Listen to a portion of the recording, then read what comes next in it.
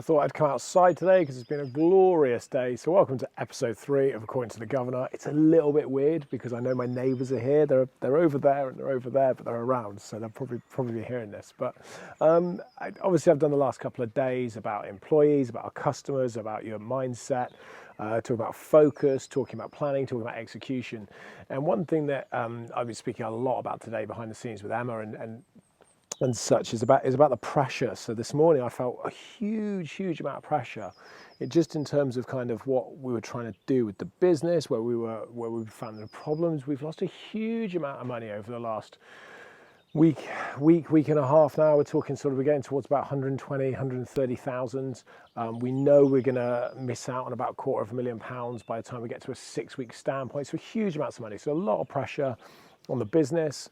And then I'm putting a huge amount of pressure on myself because there's a lot of stuff that I want to do that I don't feel that I'm doing well enough. And that's both in the business and outside of it. And I guess I've always thought of, I don't really believe in luck in quite the same way as people sort of say about luck. I think you put yourself into a position so when the opportunities come along, you can grab them and you can really take them and go with them. To me, that's luck. When you have the opportunities go past you and you sort of see them and you can't do anything about it, that's because you haven't put yourself in the position to do something about it. And kind of that's how I feel about this at the moment. I think there's a lot of people out there that are going to be really regretting not being in a better position that they can then utilize the opportunities that are there, because there are opportunities there. And I randomly just came to me earlier on about funerals. If you didn't see it on my Instagram and such like that, I was saying about how funeral parlours will be busy, but I was also saying about solicitors. The solicitors that can do wills and can do wills online, they should be marketing the crap out of that right now. Facebook feed should just be plastered, especially my age range, sort of 35, 36, 37, should be absolutely plastered with Facebook ads and Instagram ads about make your will and make it online, because people are scared, and this virus is a killer, so people are scared. And if they were savvy, they'd be saying, hey, we can do your will, we can do it online, and we can get it back to you in 36 or 48 hours, and it costs 100 quid or 200 quid or 300 quid, whatever it is. And running those kind of ads, and that's a really good way to seize an opportunity, and they're out there. But coming back to kind of the pressure point, I come up with these ideas all the time. I could just do that all day. But coming back to the pressure point, so I find I put myself under a lot of pressure, as does everybody else. And this afternoon, I kind of changed because I thought of different. So I can see my neighbours. I thought of different ideas, and in terms of what I want to do with the business. And I watched a video of Gary Vee, and I kind of came up with something and structured something where I can really sort of double down on the customer service that we have. So rather than trying to get money off the customers, now one of our competitors, funny enough, has just asked customers to donate money to them because they're struggling financially. But guess what? Everyone is fucking struggling financially. So many people are struggling financially. So asking people for money now is the wrong move.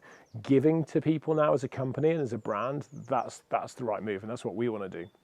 And just suddenly thinking and changing my mindset from, wow, how are we going to deal with this kind of financially, to thinking, hey, let's give stuff away. Let's find the money and let's give things to our customers, because that's going to help build our brand for the future.